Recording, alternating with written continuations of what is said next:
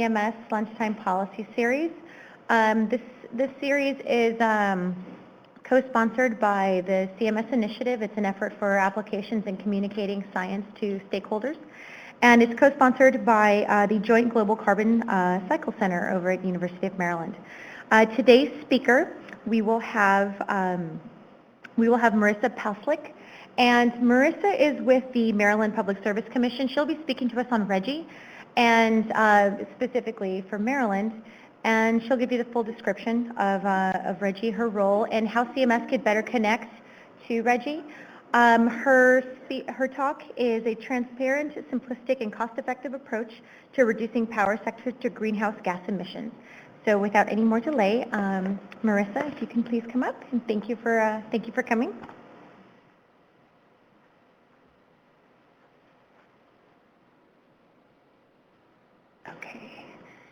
Thank you, and thank you for having me. I'm so thrilled to be here today to talk to you about the Regional Greenhouse Gas Initiative. We call it RGGI for short. I'll just start with a couple of opening remarks. If you had a chance to read my background, I'm a lawyer and an engineer, and so I thought maybe I could open today with a lawyer-engineer joke, but when I went looking for one of those, the only one that was relevant was very long-winded, which meant it was written by a lawyer. So I'm going to spare you that joke and just move right into it, because the material I have for you today is much more engaging than I am funny. So we'll get right into it. So I wanted to talk to you a little bit about the Reggie region first. Then we'll move into what the Reggie program is and what we are doing and what we're going to do in the future. I'm happy to take any questions during the presentation, especially if they're clarification questions, or you're welcome to hold them until the end. So the Reggie region encompasses 9 states. Maryland, which is my home state where I work for the Maryland Public Service Commission, is one of them. We're joined by Connecticut, Delaware, Maine, Massachusetts, New Hampshire, New York, Rhode Island, and Vermont. So in other words, all of the Northeast, and then Delaware and Maryland down in the Mid-Atlantic. So that's what comprises the Reggie region. So I thought I'd get everyone excited by showing you what Reggie can do first, and then I'll tell you how we went ahead and did it. So the most important thing to note here is the generation mix. What I'm speaking of here is the electricity that was produced using fuels in-state, in one of the states, the 9 states in the Reggie region. So in 2005, which was before Reggie was launched, the pie chart on the left shows you what our fuel mix was. We were very heavy coal. We had some natural gas. But post-implementation of Reggie, 2012 is the most recent EIA data available, so we're going to compare it to then. But you can see that our natural gas usage in the region increased drastically from 25 to 44%, which meant a corresponding decrease in carbon dioxide emissions, since natural gas is lower emitting than coal. I'd say a massive note here is that our coal usage decreased from 22 to 9%, and our petroleum or oil decreased from 12 to 0. The Reggie region, especially in the Northeast, our success is often downplayed by other areas in the nation, especially coal-heavy states, criticizing the Reggie states as being homogeneous and very similar in nature, having similar makeups and fuel uses. Maryland is the real outlier here, and that's why I love to come out and talk to you all, because Maryland is a very coal-heavy state. And we remain coal-heavy today, but we've reduced our coal usage and our carbon dioxide emissions and our carbon footprint as a result of our participation in Reggie. Okay. At the same time, our nuclear generation, which is carbon-free emissions, this bar graph shows you both our in-region nuclear generation, and then the percentage of that nuclear generation as a percentage of our total in-region use. So you can see that from 2005 to 2012, which is the same time frame that we were looking at on the previous graph, we've maintained, actually increased since 2005, the nuclear share of our in-region portfolio, despite a reduction in the demand for electricity in our region. Also, we have increased the amount of renewable generation in our region. Biomass and wood-derived fuels, which are the red and blue portions of that graph, they've remained rather steady. In our world, there's a lot of debate over the carbon neutrality of biomass, but what is not up for debate is that solar and wind are carbon neutral. And wind, which is the green portion of this graph, we have very successfully grown the amount of wind generation in our region since the Reggie program began. It's a little hard to see on this, but there is a sliver of purple, which is the solar up at the top. Maryland in particular has been very successful in growing our utility scale solar as well as our residential solar. So we're pleased that both our nuclear and our renewable generation has grown.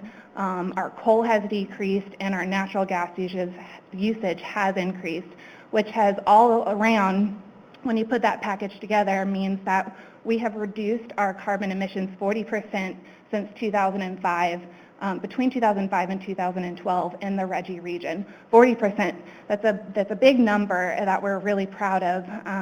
I'll talk to you a little bit later in the presentation about other market forces, which we acknowledge were a part of that decrease in emissions, but we have locked in those emission reductions, and I'm going to talk to you about how we've done that.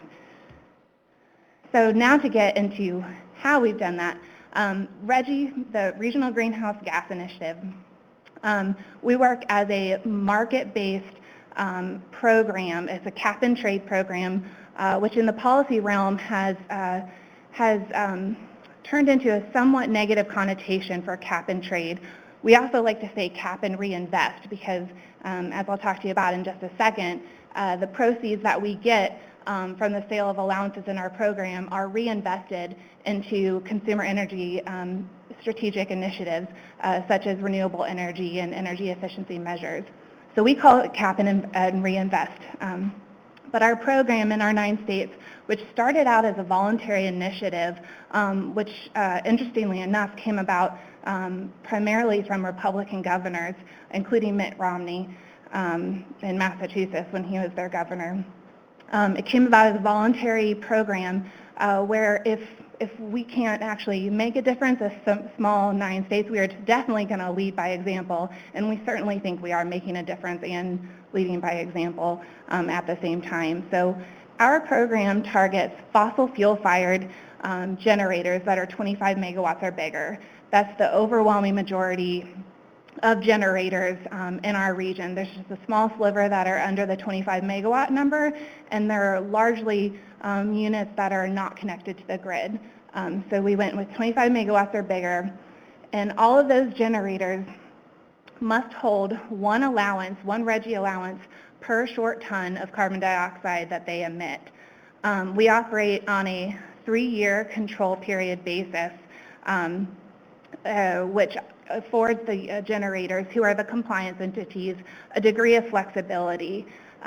So our first control period was 2009 through 2011. We successfully completed that with no compliance issues, meaning that everyone complied and held an allowance for every short ton of emissions that they emitted during that period. Our second control period ends December 31st of this year, and we're on track for another successful venture. So the way that these generators procure the allowances is through quarterly auctions.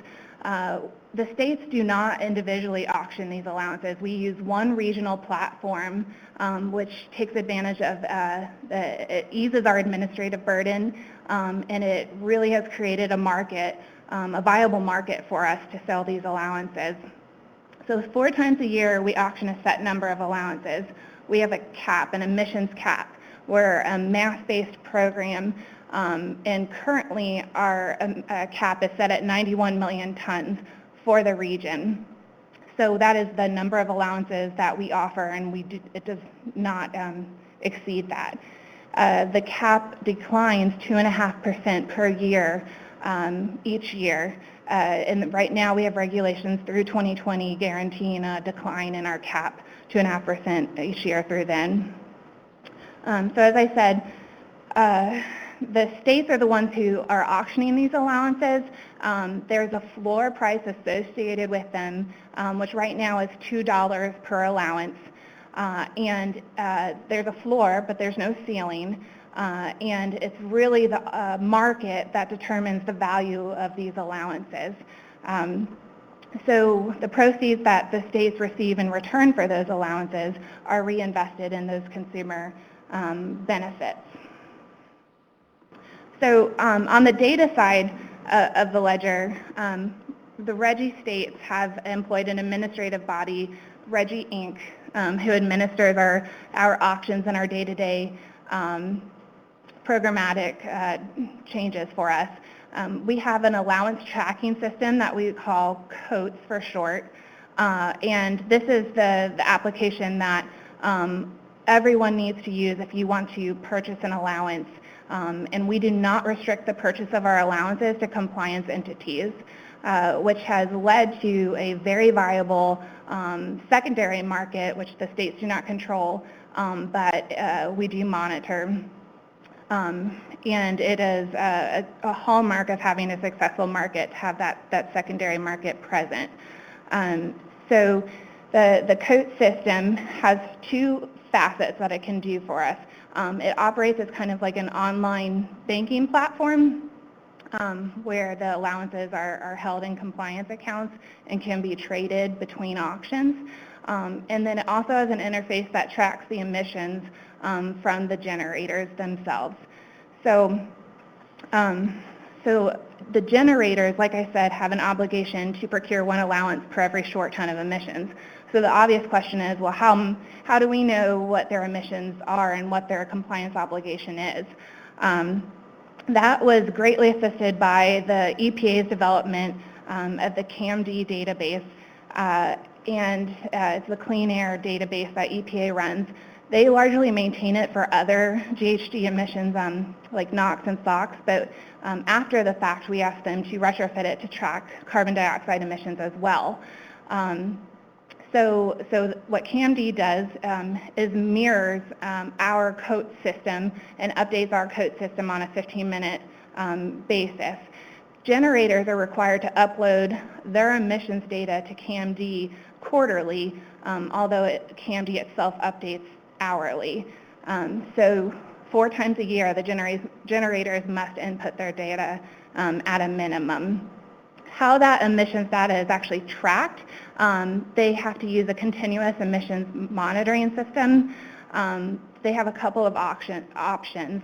They can have a direct flow monitoring system, which is right at the stack and is the primary Okay. Gosh, it fell asleep. I hope I'm not putting anyone to sleep. Okay. So that's the primary application is at the stack, but natural gas units, which have, especially the smaller ones, have opted for fuel flow monitoring, which then allows emission factors to calculate what your emissions are. So either way, those generators must report their emissions into CAMD, which then mirrors COATS, which allows the states to know what the compliance obligation for each generator located in our region is. So as I said, that compliance obligation is on a continuous basis and is monitored on a 3-year control period. So at the end of each year in our control period, that compliance entity must hold 50% of the number of allowances that they are obligated to purchase. So they emitted 100 short tons of CO2 in 2014. By the end of that year, they have to hold 50. allowances. So at the end of the 3-year control period, they obviously have to hold all of their required allowances. So I just gave you a screenshot of what the Reggie Coats system looks like. Although you have to have an account to purchase or trade the allowances, you can, as a public user, access some of the public reports that Coats provides. It's a little bit hard to read on the screen there, but I've given you the web address at the top of the screen in case you want to play around with it later. Some of those public reports that you can access include the number of allowances that have been retired by a state on behalf of a generator or for a specific purpose. You can access the quarterly emissions for each state, each unit. There's some really interesting data in there that is free for the public to consume without registering for an account. Okay.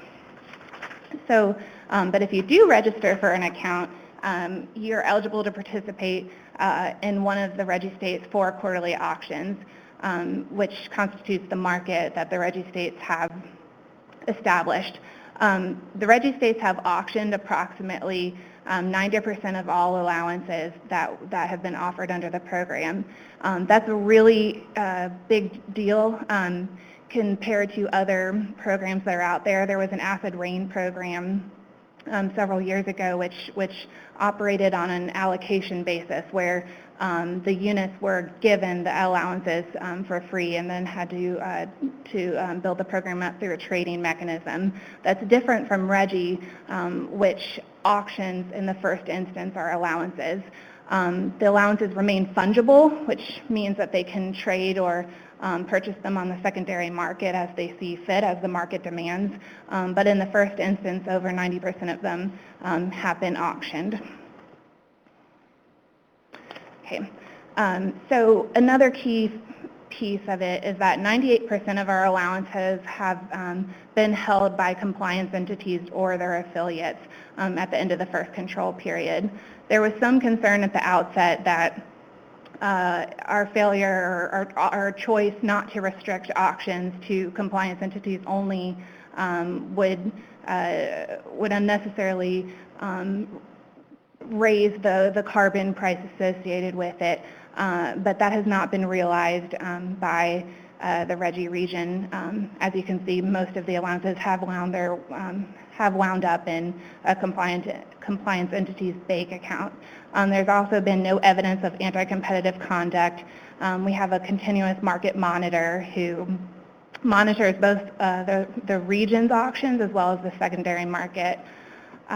We've had a whopping 25 quarterly auctions. Our 26th auction is being held today, I think, so we'll have a new price to announce after that. During the first control period, as I said, we have a floor, which a floor price for the allowances, which increases by inflation each year, which is why you see a different floor price between the 2 control periods. The value of the allowances has climbed up to $5, and it's holding steady around $4.21, and it fluctuates a little bit on the secondary market. That means that there is a demand for our allowances. The price that they're trading at is determined by the market at what they think the value of that emission reduction is. Okay, so this is another graph that captures what we've been able to do as a region, and it contrasts it with the economic output of our region. This is something that the Reggie States particularly harp on because a key criticism of carbon reduction programs or environmental programs in general is that they're anti-jobs or anti-economy or something like that. So we really like to put this graph out here and show the red line, which represents our economic output, and the blue line, which shows the emission output from our states. You can see that the red line, it actually has increased since the start of the Reggie program. Our first auctions were in 2008, and they've continued today. We've increased our regional economic output by 7% while reducing our carbon emissions by 40%. So I think that's pretty impressive. It's certainly evidence that is contrary to the naysayers out there. It's been independently verified as well, which we'll talk about in just a minute. Okay. Oh, I've lost a graph there. Okay, well, should be a graph on the right side of that screen, but it's a pie chart which illustrates the point I'm about to make here anyway. So we are aware, as I said before, that between, especially around the 2009 timeframe, there were some market forces in the economic downturn which are somewhat responsible for the reduction in carbon emissions. So this is, what I'm doing here is responding to some of the criticism that programs like Reggie receive, saying that we're not actually effective because of any number of reasons. We are very frank in our acknowledgement of market forces like the decrease in the price of natural gas, which led to a lot of fuel switching, especially in the Reggie region. We had somewhat mild weather, and we also had the economic downturn. However, we still think that the Reggie program, we don't only think, we know through independent analysis that the Reggie program itself has contributed to those reductions and locked them in for future generations. The way we've contributed to those is through the reinvestment of our auction proceeds, which are reinvested in energy efficiency programs, which have a proven impact of returning 4 times the benefit for every dollar that's invested. We also invest a large portion of our proceeds into renewable energy, which displaces the need for fossil fuel generation in our region. So the Reggie region the Reggie program has definitely influenced some of those reductions. We're going to influence more going forward, and we've locked in the reductions that have occurred to date. So we like to say that Reggie is a triple threat. It has the environmental benefits associated with carbon reduction. It offers consumer benefits and economic benefits for the region. When you sell a policy like Reggie, especially when it's a voluntary program, which it was at the start, you really have to package it differently depending on your audience. It's the easiest sell to environmental agencies. It's a much harder sell to agencies like the one I work for. I work for the Public Service Commission, which before I worked there, I had no idea what they did. So I can tell you that they regulate public service companies. If you're at a loss for what a public service company is, it can be an electric or natural gas utility. Unfortunately, we do not regulate Comcast, so don't come to me with those questions. I wish I could help. So to get back on point, we are economic regulators. We're charged with maintaining the ratepayer's interest, which can be a residential, a commercial, an industrial user. And we have to balance the cost of programs to the ratepayer versus the environmental benefit. Unfortunately, there is not a lot of well-accepted or well-published research on non-energy benefits, or NEBs. Meaning that when we look at these programs, we look at them from a straight cost perspective. What is the implementation of this program going to cost for our ratepayers? Because even though, I'm not sure how familiar you all are with the energy market or how that works, but we are a deregulated energy grid that Maryland is part of, meaning that we do not regulate as a commission the commodity price of energy. We regulate utilities like BGE and Pepco, if you live in Maryland, the distribution systems that they administer, but not the commodity that is purchased and is ultimately delivered to you, which means that the generator who has to purchase the Reggie allowance has to recoup that cost when they sell their product at the regional market. So ultimately, the cost of that allowance is filtered down to the ratepayer, whether you're a residential, commercial, or industrial ratepayer. So when you come back to the commission, we know what the cost of Reggie is, but we have a hard time demonstrating, you would think that you would have a hard time demonstrating the benefit. Because of the way that we administer the Reggie program, however, in that we reinvest the proceeds, we have had a much easier time selling the program to energy regulators like the body that I work for, because through an independent analysis done by a group called the Analysis Group, they showed that there is actually a net benefit to residential ratepayers in the Maryland region, meaning that the allowance proceeds, when they were reinvested into these consumer benefit programs, benefited participating ratepayers more than the cost of the participating in the Reggie program. So it's been a real win for Maryland and for our ratepayers, we think. So as I was mentioning before, the investments generate between $2 and $4 in benefits for every dollar that we reinvest. If I can put this into perspective for you, we have generated over $180 billion of auction revenue since the start of the Reggie program in 2008. So it's not an insignificant amount of money. That's a lot of money that's put to a lot of good. Furthermore, we do monitor job impacts from the reinvestment of those proceeds. And we've been able to keep the reinvestment of those proceeds within our region, which was what led to the 7% increase in our regional economy. So here's some statistics on how we've reinvested those proceeds. I'm not going to spend too much time on here, as I think that we have other things to discuss, but you can see that the overwhelming share of the proceeds are reinvested in energy efficiency. We used to have a 10th state that participated in Reggie, that was New Jersey.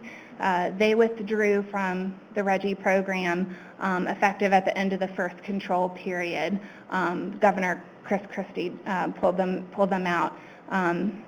He had a criticism of the Reggie program at the time that it was just a tax. He was using the proceeds of Reggie to balance the budget, as was his prerogative. The Reggie states have a memorandum of understanding in which we commit to invest at least 25% of our proceeds in energy efficiency projects. And many of us do invest a much higher percentage, as we think that is more beneficial. However, it's each state's prerogative how they choose to reinvest those funds. And unfortunately, New Jersey withdrew, but we're hopeful that they will rejoin, especially given the recent EPA proposed guidelines, which I'll talk about in a little bit. Okay. So these are some quotes from the analysis group leaders who did the independent analysis of both the bill impacts and the economic benefits for our region. They found the $1.6 billion in net economic benefit to our Reggie region, $1.3 billion in energy bill savings, and over 16,000 job years created. So that's a lot of additional good on top of the carbon reductions that we've achieved through our program. Okay, so what Reggie is looking to do going forward, as I started out saying, Reggie in its infancy was a voluntary program. We recruited states who wanted to make a difference or lead by example, and we got 9 states on board, well 10 states originally, which I think is, that's a good chunk of the United States considering it was a voluntary program. We had on our own committed to continuing the Reggie program, and we undertook a program review in 2012 to see what type of changes that we could make. At that time is when we locked in the emission reductions, and we took our cap from 165 million short tons to 91 million short tons immediately. We also added a couple of other flexibility mechanisms, which are outlined on this screen. So the analysis that supported the programmatic changes that we did thinks that we will achieve an additional 10% reduction of our regional emissions by 2020 for a cumulative impact of a 50% reduction in our regional emissions between 2005 and 2020. And obviously additional economic and job benefits. And then this little thing called the EPA Clean Power Plan came out. And when I say came out, it dropped like a bomb last June. Its other names are 111D or CPP for short. The comment period actually just closed this past Monday on the proposed rule. The final rule comes out next June. It's been hailed as a centerpiece of President Obama's climate change legislation, and the Reggie states were thrilled when it came out. What it does is it seeks to reduce the carbon emissions from existing power plants all across the United States for fossil fuel generation. It's slightly different than the Reggie program in that the Reggie program is a mass-based cap, and we cover all units, as opposed to the Clean Power Plan, which covers existing units pre-January, I think, 8th, 2014. There's a different set of standards for what they term new units, which were constructed after that date. So there's some slight variations between the Reggie program and the EPA's rule, the Reggie program being the more stringent of the two. So the Reggie states have and I should say one other thing about the EPA rule, it put out guidelines that require emission reductions on a rate basis, meaning on a pounds per megawatt hour basis, which is different than Reggie, since we do compliance on a short tons basis. The title of my presentation was that Reggie is a transparent and simplistic and cost-effective way to reduce carbon emissions, and that has been our tagline when we speak to other states and other organizations about how they would comply with the EPA 111D Clean Power Plan. If you have a mass-based cap, all you have to do is comply with the cap. All your generators have to do is hold one allowance per short ton. If there was ever an easy button, this is the appropriate time for one. It's very different than a rate-based program where you have to do evaluation, measurement, and verification of numerous programs such as renewable portfolio standards, energy efficiency programs, fuel switching. You can make reductions on a rate basis, but there is so much more that goes into it, including turning over jurisdiction or enforcement of those programs to a federal body, which is, if you know anything about the state-federal rights debate, is a tricky situation to say the least. So the Reggie states as a group submitted comments, two sets actually, during the comment period for the EPA Clean Power Plan. I provided the links for you here. Even if you don't know that much about the plan, I would encourage you to read the comments to get a good grasp on where the Reggie states are coming from. We think that the framework that EPA came up with was solid, but they've left some emission reductions on the table, and we think everyone can do more. We really want more states to join Reggie, and we're out stumping a grassroots effort trying to recruit other states to do this.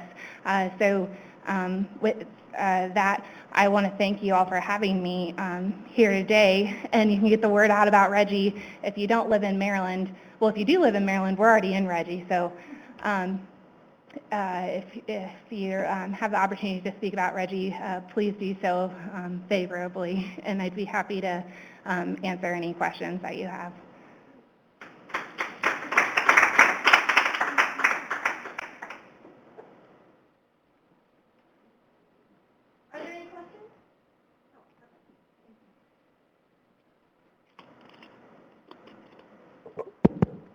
So I just had a question on how the money is actually reinvested. You mentioned, in energy efficiency and stuff like that, but who gets the money? And essentially, is it going back to the power companies that are already producing this? And I guess comment on that.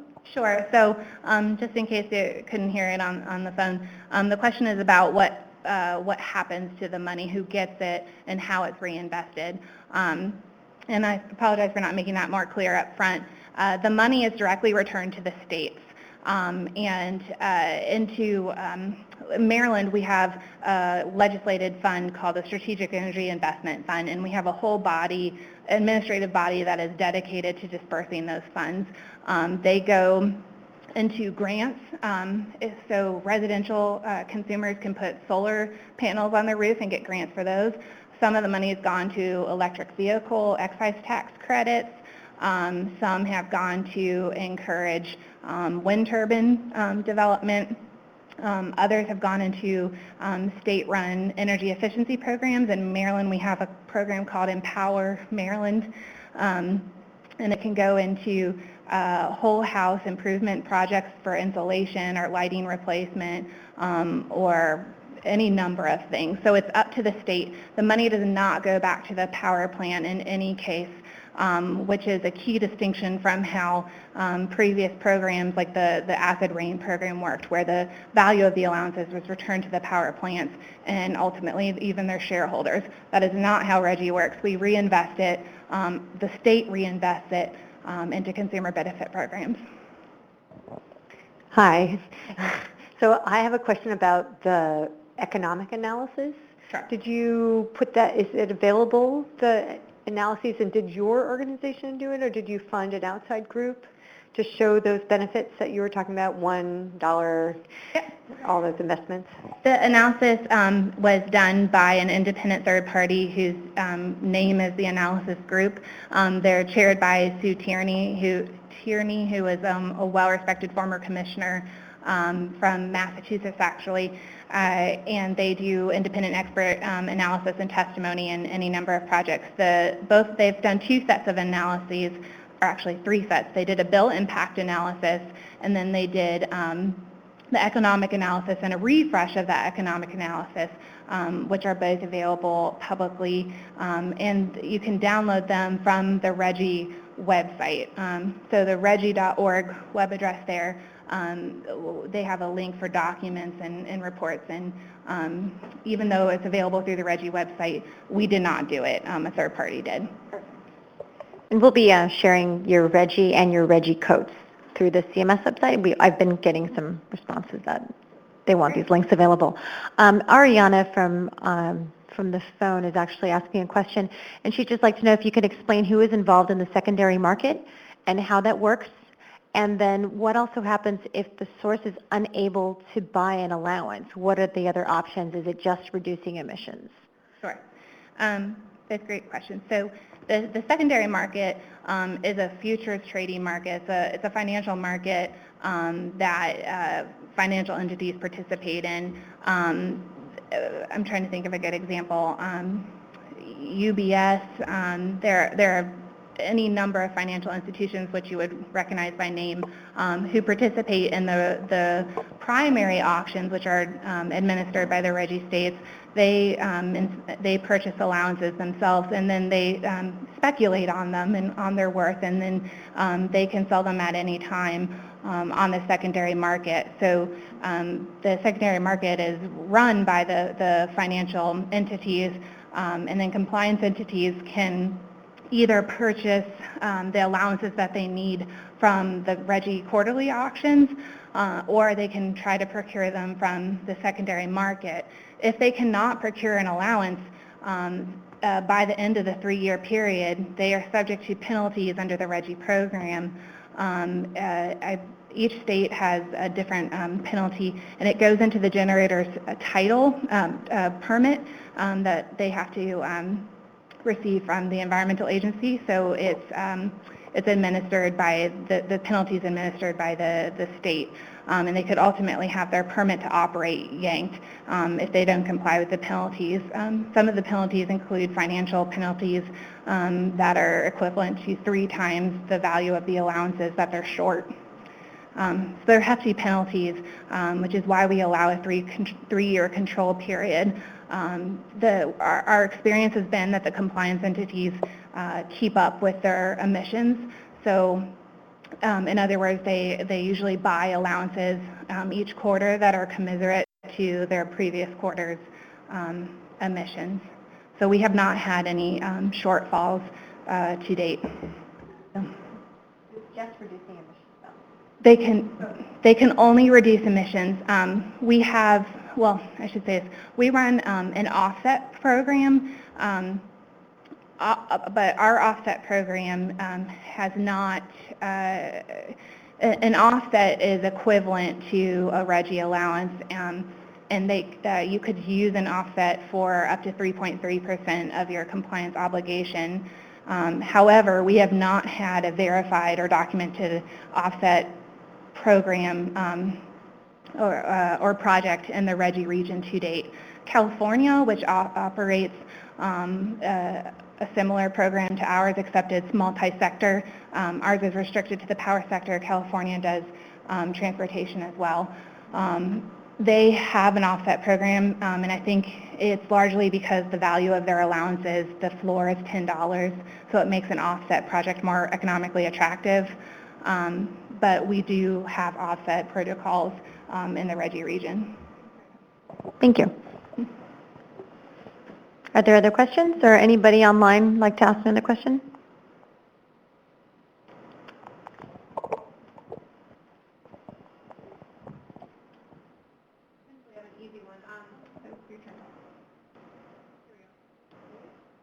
I was wondering which states are maybe the closest to thinking about joining, and is there any push from Pennsylvania, because it seems to be a big gap in your map? Yeah. So the question is, who do we think, or is there a chance that Reggie could expand? Tim Wolf, who's the governor-elect of Pennsylvania, his platform was that he would put the state into the Reggie program. So Reggie has always been open to expanding or linking with other programs like ours in the nation, or even Quebec has shown a lot of interest in linking to our program. We have not had any formal talks. We do have a set of guiding principles that we would look to have another state meet if they were to join our program. Some of those include more obvious things such as having them join our program. We would want to maintain or increase the stringency of our program or our percentage of emission reductions. We would also ask the state to commit to auctioning a significant number of their allowances and distributing them that way, because we think that the value of our program is largely derived from that. So, there's also been some talk about whether Virginia was going to join. Any of the surrounding states, surrounding Maryland and Delaware, we belong to an electric grid called PJM, and there's 13 states plus DC in there. So we would love to have other states in our region join the program because the price of carbon affects the dispatch order of the energy offerings. So we would love to have other programs, and I think Pennsylvania would be a great start. The amount of emissions that they produce per year would dwarf the current Reggie region, so we would love it. Interesting. Okay. Let's see. Oh, there we go. Are you able to read that, Marissa, or is it easier for me to read it for you? I think I can. So it says, if there hasn't been a shortage of allowances yet, is that because compliance entities have been lowering their emissions? And do you anticipate that trend to continue with continued 2.5% decreases in allowances each year? So I think that's a really interesting question, and potentially I'm going to try not to give a long-winded answer to it, but the lawyer in me just keeps wanting to come out. So actually the real lawyer in me would say the answer is it depends, but in the alternative I'll give you an answer. So there hasn't been a shortage of allowances yet. And what I mean by that is there hasn't been a shortage in what is needed by a compliance entity.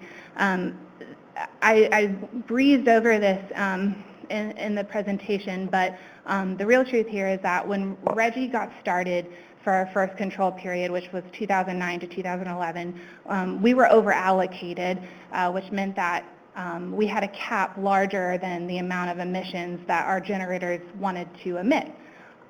So the value of our allowance sat at the floor price for a while. And the reason we were over-allocated, even though we based our emissions cap on historical emissions, was because of those things that we discussed during the presentation about market forces and economic downturn. During the first control period, there was a lot of banking of those extra allowances that were procured since the generators didn't need them for compliance. What we did when we went through program review and we tightened up that cap so that there was a real true demand for the allowances forcing people to make reductions, is that we also put in an accounting measure that reduces our cap even further to account for that private bank of allowances that was procured during the first control period. So even though our cap is 91 million tons, we only auction a certain percentage of that cap, and the rest of the allowances available have to come from the private bank of allowances to ensure that we actually are achieving the emission reductions and not emitting more than 91 million tons this year. We've locked in, what I'll say is that we've definitely locked in the emission reductions from our region, and we think that the demand for those allowances is reflected by the increasing cost of, or the increasing value of the allowance prices. So I think that demand will continue to increase as our cap gets tighter, forcing the generators to make actual emission reductions. They can implement pollution controls, or they can fuel switch to natural gas, or they can shut down if they're a coal plant, that especially if a lot of the coal plants in our region are older than 48 years, which is the national age for retirement. Thank you. Looks like, I think Ariana is responding, and she says thanks. Thank you, Ariana. If there are no more questions, do you have any comments or anything, any last remarks? Last remarks, as if you're walking a plank. No, I just want to thank you all for your interest and for showing up. Yeah, thank you. I love the intersection of policy and science, and I'm really thrilled that you have interest in doing that. So please contact me if you have further questions. No, we the CMS initiative in particular, and as Ariana just typed right now, we're very interested in helping support this effort. So if there is a way to, we can post any of the specific information needs that you have for Reggie, especially for Maryland. Anything that you're looking for in terms of data or products, anything that we can provide you, we would love to know, and we can post that to CMS and kind of share that with all the PIs, or share it actually with anybody that goes to the CMS website. So we'd be more than happy to support and, you know, give you data. I can give you a teaser right now. Please do. So Reggie, as I said, is restricted to the power sector. But when the memorandum of understanding was first signed, there was the expression of intent to eventually expand Reggie to other sectors like transportation. The emissions from the power sector account for about 40% of carbon dioxide emissions, so we're capturing a huge chunk, and we're definitely hitting them where it hurts. But transportation or mobile sources, thinking about data products that could capture the emissions from other sectors and sources and integrate them into the Reggie program to ease the expansion of it would be very exciting for us. And when you're saying the sectors of subsources, what scale do you guys normally look at? Are you looking at, are focusing on counties? Are you focusing on the entire, Maryland state for Reggie? Or what's the geographic distribution of this?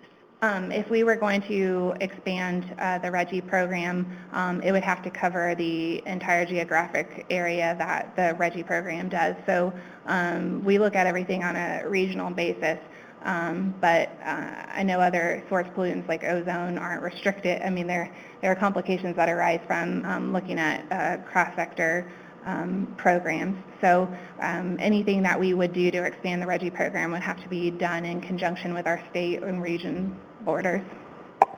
What we can do is we can have a follow-up with you and go specifically over what the CMS can provide, and if you can tell us anything from within that list, it would be really helpful, and we'd be happy to hand it over to you, and then also connect you with the BIs.